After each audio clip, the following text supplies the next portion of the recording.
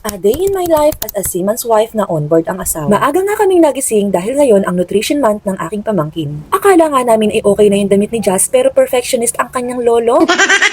O hindi pwedeng hindi perfect yan pero pag nakita ka ng rabbit, nako, ubos yung palda mo na yan. Pagkadating namin sa school ay nagsisimula na pala kaya hindi namin naabutan yung sayaw ng mga muse at escorts. Ako nga ay nagulat sa mga candidates kasi may batang repolyo, may batang malunggay at may batang kangkong.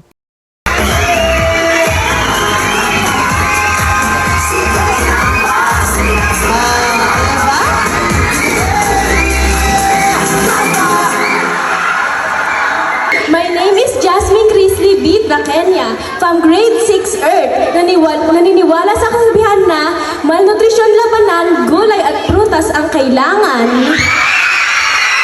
Hoy Jazz, wag kang lumakad masyado ha at baka malanta yung kangkong at syempre wag ka ding magtatatakbo at baka malaglag yung mais at munggo. Pagkatapos nga ng contest na to, nako panigurado, adobong kangkong at ginisang munggo ulam natin. Habang nagpe-prepare nga ang mga candidates sa kanilang talent ay meron ding intermission number yung mga classmates ni Jazz. O siya, panoorin niyo muna to ha.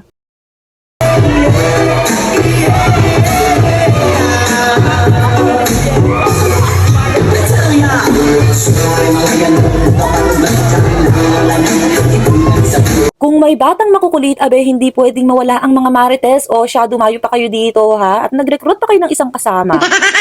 Yung mga marites talaga ngayon, walang pinipiling lugar, walang pinipiling oras, basta may bagong chismis. Hala, ibulgar na yan. O, tama na ang chika, panoorin niyo muna tong talent nila, ha?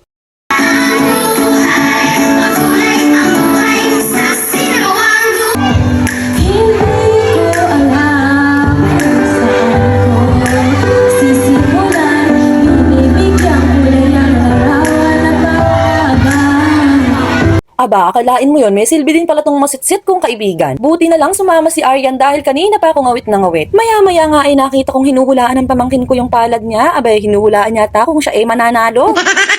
Galanti talaga mang uto itong masitsit kong kaibigan. O, para hindi umiyak si Aryan, bigyan ng pagkain yan. At nung in-announce na nga kung sino ang panalo sa Best in Costume, aba, nanalo pala si Lolo, ay si Jazz pala. Maya-maya nga ay binanggit na naman yung number ni Jazz sa Best in Talent. Uy, Jazz, ba't sinungkit mo lahat? Abi, mahiya ka naman. Candidate number 25. Eto na nga ba sinasabi ko eh. Hindi marunong mahiya tong pamangkin ko. Abi, kinuha lahat ng award. Best in Costume, Best in Talent, at champion pa nga.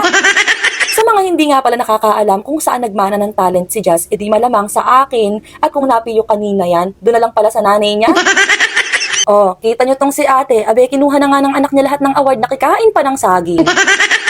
Talaga tong magpinsan na to, abe kayo napakain ng kain ng saging, hindi man lang ako inalo. Maya-maya nga ikinuha ng pinsan ko tong si Aryan at dinala pa sa mga co-teachers niya, abe wala pang ligo yan, ate Bek, asim kilig pa yan.